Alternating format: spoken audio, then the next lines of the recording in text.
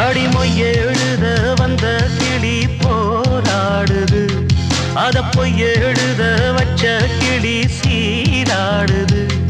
இதில் யார சொல்லி குத்தம் என்ன, எல்லாம் நேரம்தான்.